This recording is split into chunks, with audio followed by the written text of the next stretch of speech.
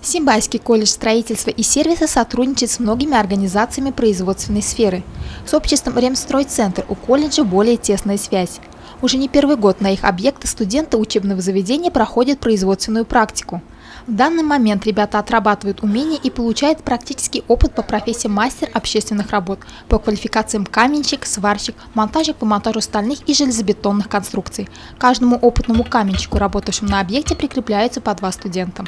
По профессии каменщика у нас, как обычно, не хватает. Вот мы сколько уже сотрудничаем с нашим колледжем. Второй раз практики, я очень доволен. Большую помощь оказывает нам, нашим каменщикам. Клара Валитова работает в колледже строительства и сервиса 19 лет. Будущие выпускники станут ее 13-ми по счету. Ежегодно из стен учебного заведения выпускается по 2 группы дипломированных специалистов.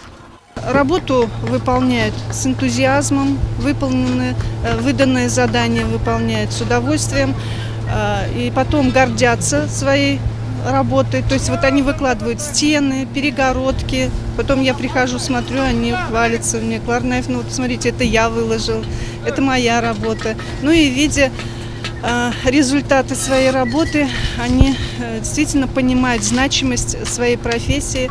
В день каждый строитель должен выполнить минимальную норму кладки – 320 кирпичей и использовать как минимум 1 большой ящик раствора.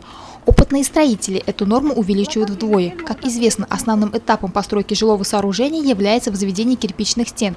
От качества материала и последующей кладки зависит долговечность всей конструкции, а поэтому выполнение данного процесса практикантам поначалу не доверяли.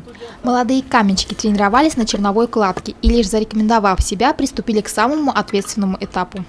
Каменщик мне нравится, кирпич класть, кладку вести, дома строить.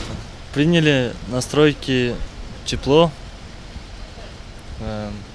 Сначала не доверяли кладку, сначала на черновой, потом уже спустя неделю где-то уже на кладку доверили вести кладку. На сегодняшний день на объектах Ремстройцентр производственную практику проходит 11 студентов.